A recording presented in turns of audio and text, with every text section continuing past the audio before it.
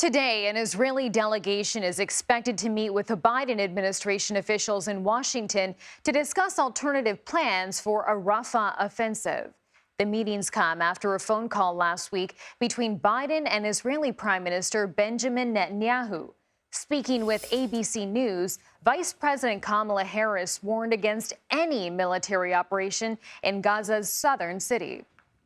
We have been clear in multiple conversations and in every way that any major military operation in Rafah would be a huge mistake. A mistake, but would there be consequences if he does move forward? Well, we're going to take it one step at a time, but we've been very clear in terms of our perspective on whether or not that should happen. Are you ruling out that there would be consequences from the United States? I am ruling out nothing. Meanwhile, the UN Security Council is expected to vote today on a resolution demanding a humanitarian ceasefire in Gaza during the Muslim holy month of Ramadan. Last week, China and Russia vetoed a U.S.-sponsored resolution claiming the language didn't go far enough. And this comes amid new reports that Israel's negotiating team in Qatar has agreed to a U.S. proposal on the number of Palestinian prisoners that would be released in a potential deal. Chris Livesay is in the region and reporting on the latest on this from Tel Aviv. Chris, good morning.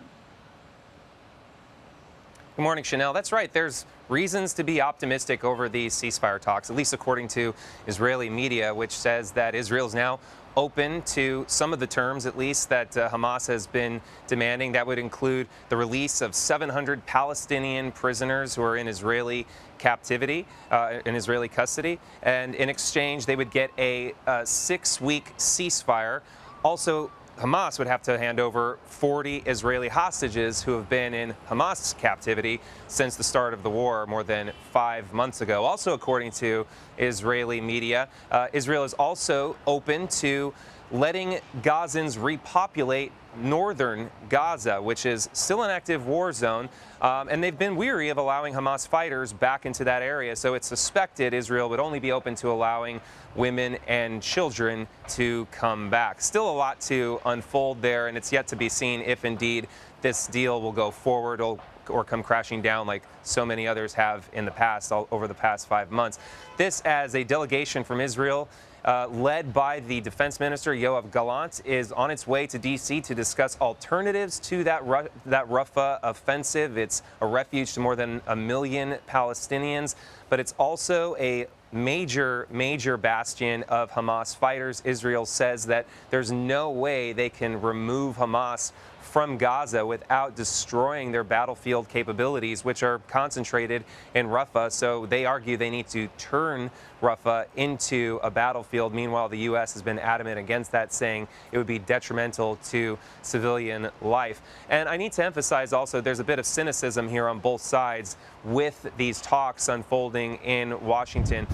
Remember, President Biden came to Israel right after the October 7 attack, not just to show support for Israel, but to give his blessing to its war in Gaza. Many here see the recent change in attitude from the Biden administration as being nothing more than a political calculation in a very tight re-election bid for President Biden, where he's seeing much of his progressive support leaving him over the horrific images that are coming out of the Gaza Strip. Chanel?